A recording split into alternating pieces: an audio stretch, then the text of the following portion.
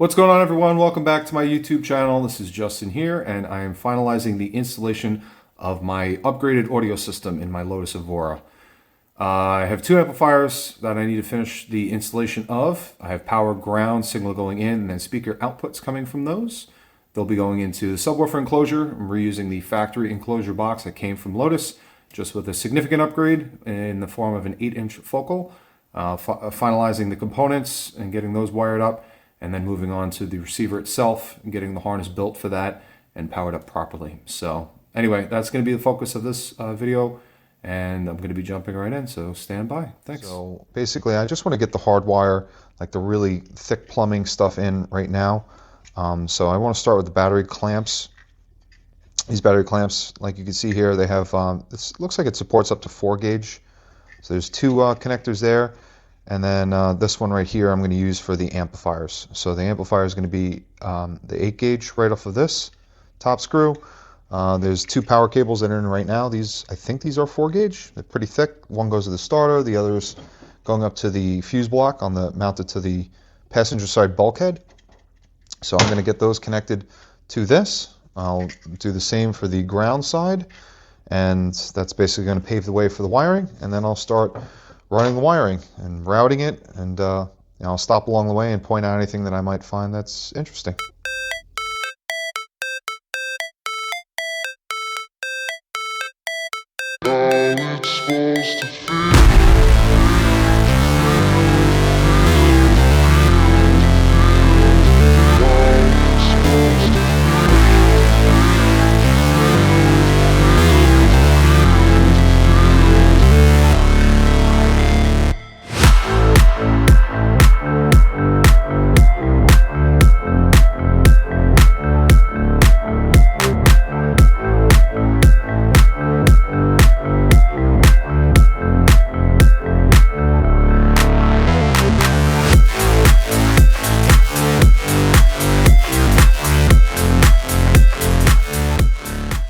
Alright, so here we are with the first crossover that's been wired up.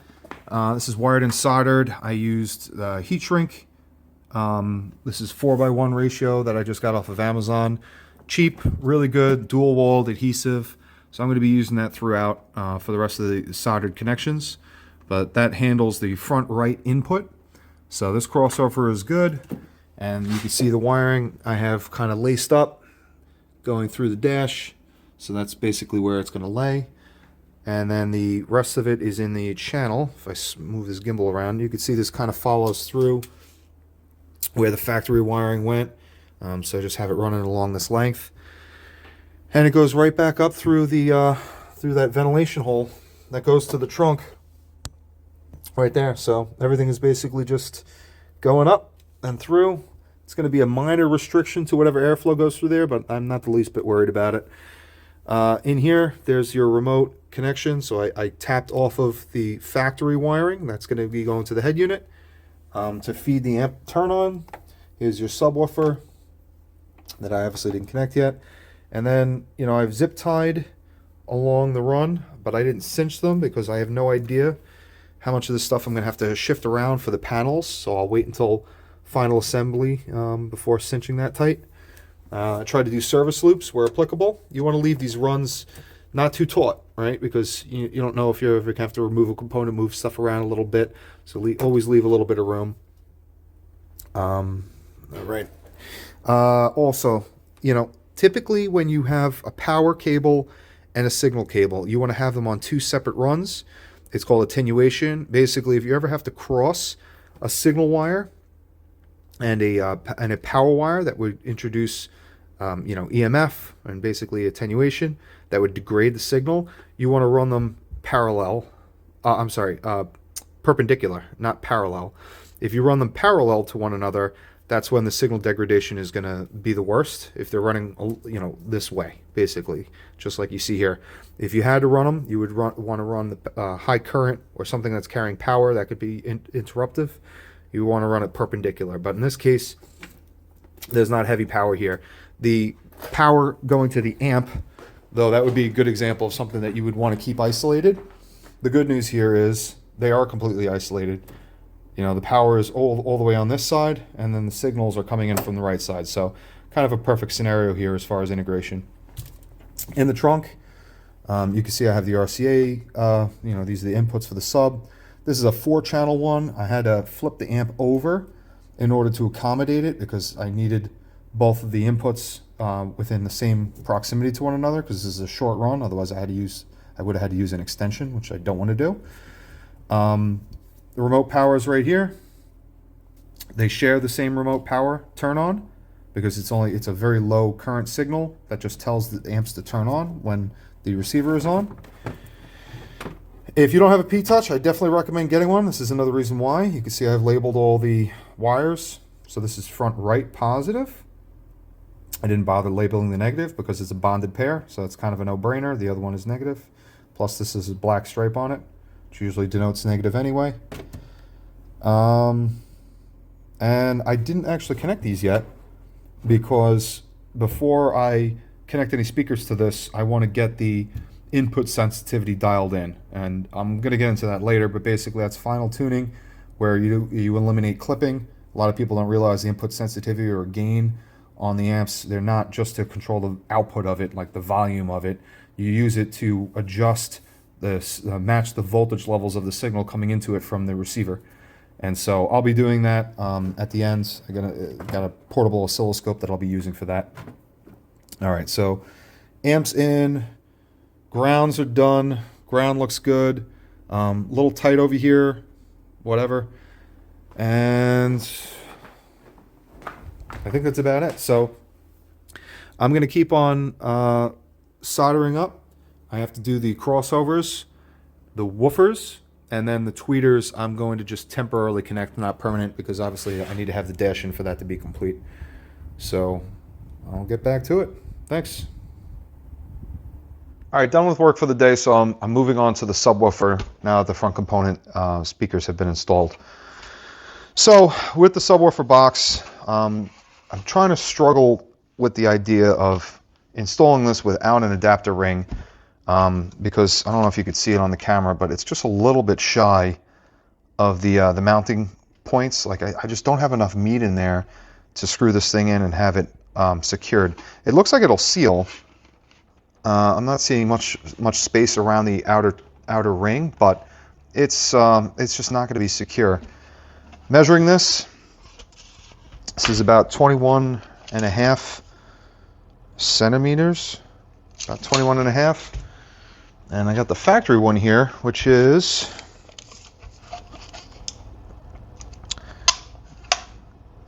actually 20.5. But what makes the difference is, as you can see with the factory one, it's got these mounting tabs that protrude out to assist with mounting.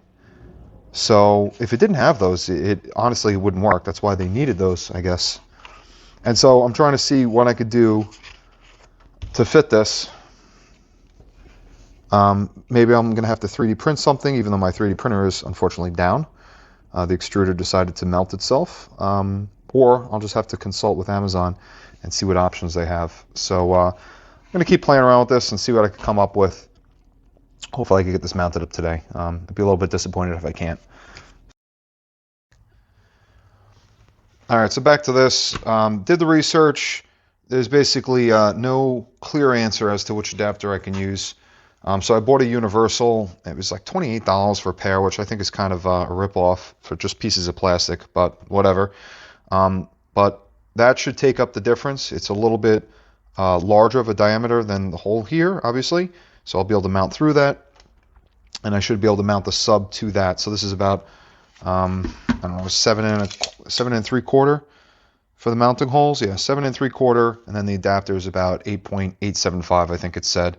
So that's going to be good. It's a 1/4 inch thick instead of a 1/2 inch, which was their most common one. But a 1/2 inch is just going to be too much. I don't want this protruding out too far. I don't have any problems with depth because this is a shallow type, and so I'm just going to stick with that. 1/4 inch thick, a little bit larger. Should be able to get this mounted up, and then that'll be that. If I ordered the right one, based on the specs, this should mount like that. And that looks pretty good. I got some meat there. Good. And then it should hopefully drop in. Look at that. Yeah, there you go. Perfect. It's a little tight.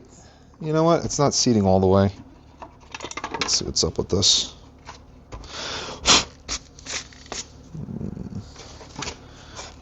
I don't want to damage the woofer face. Ugh. A little bit too small. All right. So, all right. So here we are with the plate. As you can see, I was able to clearance it. So I kind of put a bevel on this using my handy dandy grinding wheel. This is with a 4-inch polishing wheel on it. I think that's like 80 grit or something. Whatever. I got it from Harbor Freight. Yeah, 80 grit. But basically just, slowly clearanced it so that'll fit around this subwoofer now. So this looks good. So the next step is just getting it on the box. So in theory, if I get some foam and put it around the perimeter for sealing, and then I seal this, the box and the sub should be one. Just like that. And so I'll have to have some holes drilled in it to mount the sub. Just a piece of cake. And then I'll mount the trim itself, this adapter ring trim, to the box. So I'll mount this first, put the sub in, and Bob's your uncle. The only thing I want to do first, obviously, before I put the sub in, is get the wiring sorted, because I'm not going to be able to reach my hands in here. So I'll drill the holes for the sub, but I'm not going to put the screws in yet until I get the wiring to come through here. And the wiring should fit. Where the hell did it go from the factory? I guess it came in. I don't even know where it came in. Maybe through the side or something. Yeah, I'm not too sure. Oh, yeah, right there. There's a little hole. Kind of hard to see. Okay. Anyway, so that's where the speaker wire is going to go. And then that's going to feed into the subwoofer. Okay. Time lapse time.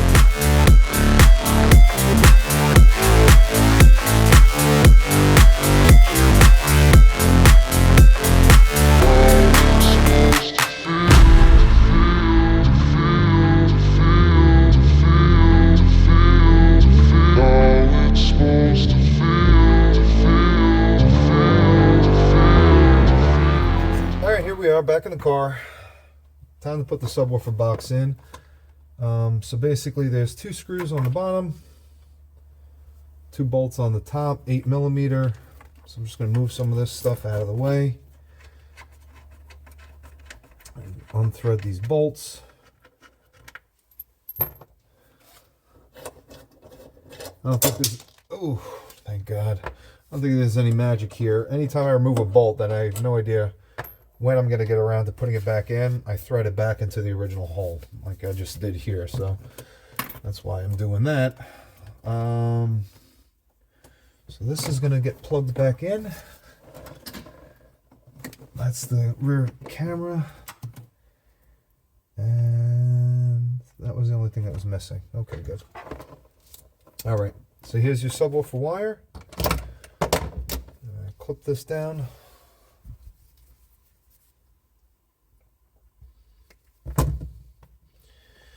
This is 14 gauge, stranded.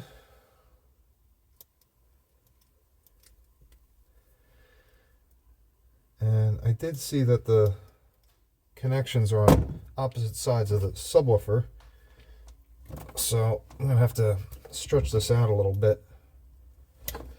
This I'm going to have to pull apart, but I'll just keep it together for now so I can get it through the box. All right. Sometimes I like to tin these wires and just run some solder through them to keep the copper threads together, the stranded wires, but I'm not going to bother in this case. It's not like it's going to be going anywhere anytime soon. All right, so this just sits like this. I drilled this hole a little bit bigger to clearance for the wires that I'm inserting. And I'm actually going to take a little bit of sealant and put it on this hole just to seal that up. As you can see, I'm just going to pull this hole through. Oh, jeez. Oh, that's tough. And there you go.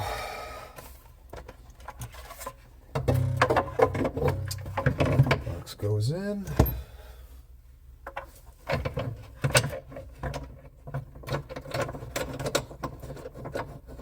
What am I doing? Long one's on the bottom.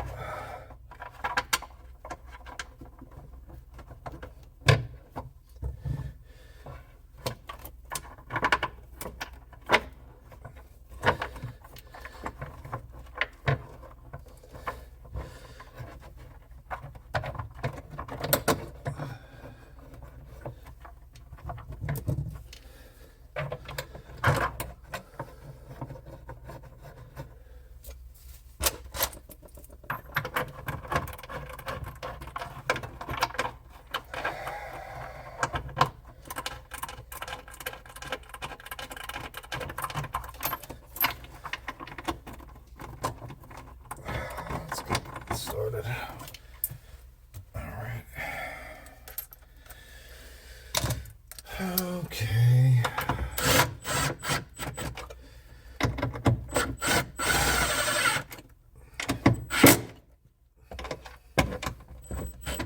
This is going into the fiberglass, so I don't want to overdo it. All right. I'll hit this with my wrench.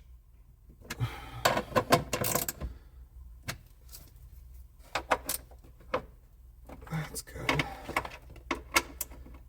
All right. We're in business.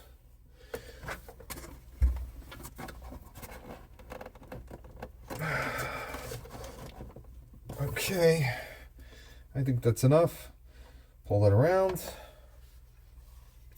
And then get my subwoofer, and then the connections on here, there's only two, negative and positive. Negative has the black wire, which is right here. This is a nice push connector, so you push it, shove it in.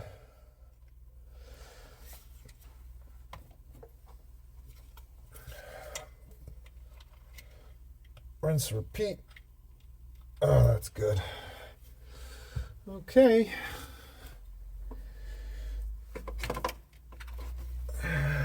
And I pre-drilled the holes. If you looked at the time lapse, so this should just be a matter of putting the screws in, which are in my pocket. I had these left over from another project, and they fit perfectly. So I'm just going to orient this the right way. And use these screws, which they're actually a hex head, and they should be below flush.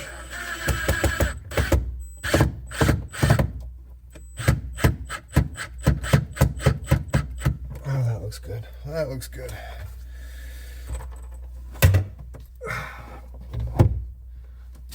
I'll tell you what, being cramped in this car, even with all the seats out, not the most fun. And I'm stripping these damn things. I gotta get the right bit. Stand by. I think we're good. All right, so I'm gonna just snug these up, make sure that they're torqued evenly throughout the diameter of this, or circumference, and then get back to work on the trunk. Alright, try not to trash talk just for the sake of trash talking, but this is exactly why I don't like buying other people's projects. Even stuff as simple as a radio install. You know, they did use heat shrink for the most part. There's some stuff that was electrical taped and not soldered, like you can see here. And look at this. I mean, there's some heat shrink here. There's some solder.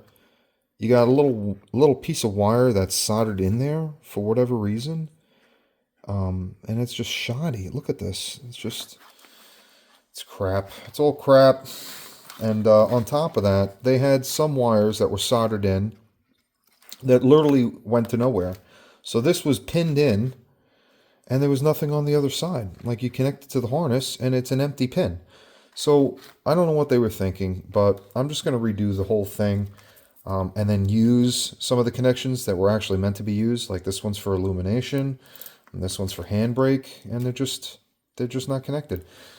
So yeah, I'm gonna go through it, but the long and short of it is, since I'm not using the speakers, it's an overly simplified harness. This is all you need from the factory with an aftermarket radio, in the US anyway, if you're not using the speaker outs, right? And the speaker outs are really only another 4 wires, but this is it. There's 7 connections here. And I'm going to put this all in the spreadsheet, but it's pretty straightforward. Ground, power, illumination, I think this one's power, handbrake, remote turn on, and then reverse sensor. That's it. Piece of cake. So, yep, like I said, I'm going to get it wired up. And then the wires I don't need, like the speaker outputs from the head unit, I'm going to heat shrink these and abandon them, basically, leave them behind the dash. I don't want to cut them off the harness. That's just ugly. So I'll just heat shrink them and call it a day with that. Okay, I'll work on this for the next 20 minutes, and then I am going to bed. Thanks. All right, another day, back at it. And basically where we left off is with this harness. I needed to clean it up. But what I wanted to do is just briefly, instead of just pointing out the deficiencies of it, I just want to show how I'm planning on addressing it, and the discipline that I normally apply to wiring. I guess what sets it apart from what you would get from a professional, quote unquote, which is who did this. Anyway, little known fact, I actually work at a data center, or a couple of data centers. I picked up a couple tips from there, but honestly, my father was in the Navy. He was an electrician there. Then he wound up working for Grumman, which is a local military contractor. And he taught me a couple things on how to solder when I was very young, and they kind of stuck with me. So one thing I don't really use too much anymore is flux. He used to bathe in this stuff.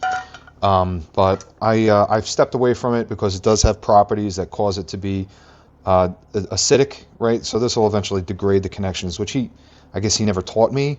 I'm sure he knew, but I never got to that point with him. So anyway, how I'm going to start off is I'll keep the flux out. I'll set this up, but I want to just go over to my soldering station. So this is a Weller. I don't even know how much this is, maybe 100, 150 bucks. It's adjustable though. That's what's important. So I'm going to set it at 70, which is actually 700 degrees, and let this thing warm up. And then the pen that I have is just a regular pen. There's nothing special about it. I have a little Weller cleaning for the tip. This is silicone, whatever, and this is a little stand that holds it. Nothing special here. You could typically buy this as a set. I'm sure it's on Amazon right now if you look for it. This is a Weller WES 51. Okay, whatever. Any soldering gun will work. I do like the soldering stations just because they maintain the heat that you set it at. While that's warming up, I'm going to go over to this. With the wiring harness, I'm going to just solder together this orange and white wire to red and black, which is for illumination. I'm going to keep this plug in here just because it adds the length to the harness. Otherwise, this is going to have to be really short, like down to there. So I'll just leave the connection in. And basically, if I extend this out, you'll see that the orange wire is going to fall somewhere around here. Let's stretch this out. It's going to fall somewhere around here. So I'm going to cut my wire. And if you look at the stripper, you have 18 to 10, 20 to 12. This is for stranded. This is for solid. Solid you'll use for like typically household wiring. This stranded is for stranded copper. Stranded copper is more flexible, and that's typically what you'll find in a car. So make sure that you're using the one for stranded. So this is probably 16 gauge, so I'm going to use 16. And I'm going to just circle around, and then I'm going to grab it with the little meaty thing here, pull it off. There you go. I've worked with a coworker that also was NASA certified, and basically if they cut any of the strands while they were stripping it, they would disqualify that connection. They'd have to recut and then do it again, and you could tell that they would leave a certain amount because they would cut to make sure that it was perfect because of their government contract. They would inspect all this stuff and make sure that there were no strands missing. It's important just because that's a failure point. For this, though, obviously you don't have to get that carried away, but it was just an interesting thing to point out. Okay, heat shrink tubing I use. This is double wall adhesive. This is a 3-to-1 ratio. The other stuff I have is 4-to-1 ratio. That basically means 3-to-1, it's going to shrink to 1/3 of its size. 4-to-1, it's going to shrink to up to 1/4 of its size. I always use a heat gun. Heat gun's going to be like a Porter cable, whatever. You name your famous brand, and they have a heat gun. I use that. I just go around it, you'll see, and then that'll shrink the tubing. And then the adhesive that's in this, it's like impregnated, will kind of ooze out, and then that helps waterproof, and then also prevents the insulation from pulling apart when it's done. Okay, so I stripped this one wire. I'm going to strip this other wire. So again, this is about a 16, this is actually probably 18. You could always start with larger and then progressively get smaller. So I'm going to go to 18, circle around, pull it off, and then there's your copper exposed. Going to take my heat shrink, stick it over, take the wire, and then I always form an X, and then I twist the wire over each other. And then you twist it over again. And so what you want is to kind of get kind of like that. I don't know how well that's going to show up on the camera, but let me see if I can tap on that, get it in focus. There you go. So it kind of looks like the wire. Now, honestly, if I yank on this, it's pretty strong, man. It's like not as strong as the actual wire, but it can be pretty good. I forget the method they call this, but that's basically what you're looking at. And then all I'll do is grab the soldering iron, use a little bit of flux like that. That'll clean the tip. Don't get too carried away. And then clean the tip using the little soldering station pad. Sometimes there's a water and a sponge. And then you just want to grab the solder. It's got lead in it, so you really want to be breathing it in too much. And then I'll hold the soldering iron underneath and let it flow in. And so you get the soldering tip a little bit wet, but then what you want is you want the solder to pull right in. So you want to make sure you heat it up enough so that it pulls in. And there you go. There's your soldering connection. Now I could pull on this all day. This is as strong as the wire. It's not going anywhere. And you really want it to sit on there for a couple seconds to make sure it's heated properly, because otherwise what you'll get is a cold solder joint. If you're soldering in components, that's common failure with those. Sometimes you have to reflow them if you get a cold solder joint from the factory as a defect. And with this, you'll see it'll actually be a different color. It'll be a dull color if it's a cold solder joint instead of shinier. So it's another good way to tell. And then I'm just going to slip the heat shrink tubing over that. Heat it up.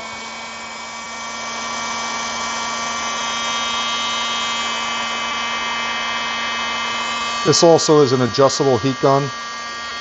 I have it set on pretty high. You don't want to melt the insulation. In the past, I used to use a blowtorch. It was a mess, man. The heat gun is the best way to go about it. And I don't know if you could even see here, but there's got a little bit of adhesive oozing out of that wire. Let's see if I can get this in focus. A little bit of adhesive in there. And that's it. So that is a good soldering joint. Now, I have friends that rant about butt connectors and the new types of connectors and Nibco and whatever. I don't really care. I've been doing this for years. I've never had any issues. I've had a car that I soldered everything together. I had it 14, 15 years. Never had to revisit anything I soldered. And so I stand by it. I'm sure people will dispute it. You know, whatever. To each their own. This is how I do it. So I'm just going to rinse and repeat for the rest of these connections. And then I'll showcase it at the end because it's going to look beautiful, I promise you. And it'll never fail. Okay, cool. So I'm going to get back to this and stand by for the next update.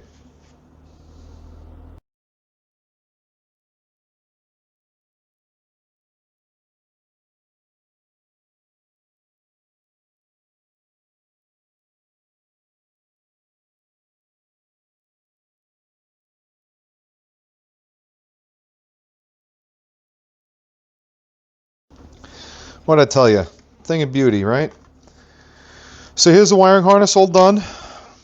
You could see that there's only 6 connections now from the main harness. I eliminated the white and black one, which was from the parking brake. I'm not going to use it because this radio, this light green wire, would go to the parking brake, and basically it wouldn't allow you to display video unless this was grounded. Well, I want it grounded all the time so I can watch video whenever the hell I want. So yeah, promise I won't crash on anybody.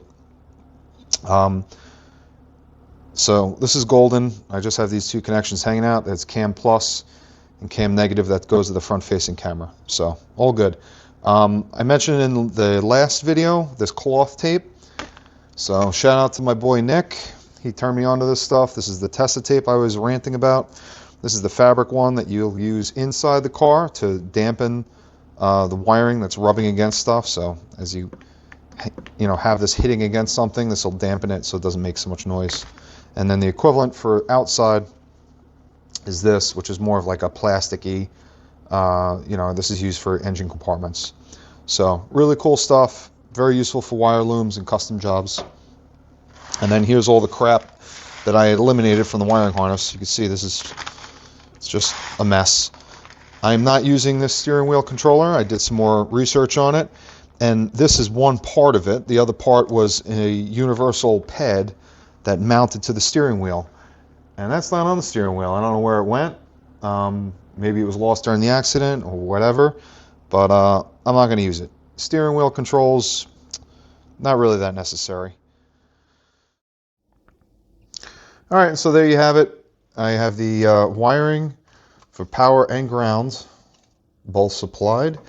Yeah, I'm going to tidy this up, so don't sweat it too much the way it looks. Basically, this is going to be wrapped up here, out of the way, on top, and then the signal stuff is going to be on the bottom, along with the speakers, the speaker wires. So, looks pretty neat though. Distributor, fuse, and everything else is tidied up. So I'm going to connect this while keeping the car key fob handy because the alarm's probably going to go off. I could just kind of keep that sitting like that. It's fine. Unlock it, make sure the alarm doesn't go off. And now we get to the moment of truth. I literally just want to see the amplifiers power up. And so here's the receiver. And what I'm going to do is I'm just going to put the phone down and connect this. And then what should happen is when the receiver is turned on, I should get the amplifier turn on voltage sent out to the amps, and the amps will power up. So I'll go ahead and do that right now.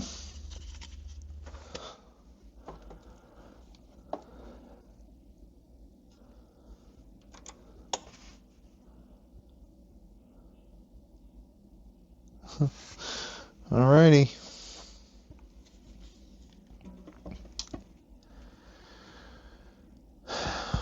Okay. That looks pretty good. So I'll just put on, I think that should be sufficient. So we'll take a walk over to the amps, make sure that they're on. As you can see, the amplifiers are powered up, so that's promising. There's nothing coming out of them right now because I don't have the signal cables connected, feeding from the receiver, but what I'm planning on doing is getting some sleep, and then tomorrow I'm going to connect the RCA cables to the back of the receiver, I'm going to dial in the crossover settings. So basically, you know, the low and high crossover frequencies will be dialed in. I'll have to get a test track, and then I'm going to scope the speaker outputs from these to verify that there's no clipping. I did want to make sure that this has proper waveform out of this amplifier, since it was questionable. I didn't really hear it outside of that one quick demo I did. And then I'll connect the speaker wires. I'll feel safe doing it at that point, and we'll finally get to hear this thing. So all exciting stuff. We'll wrap it up in the next chapter. Thanks for watching.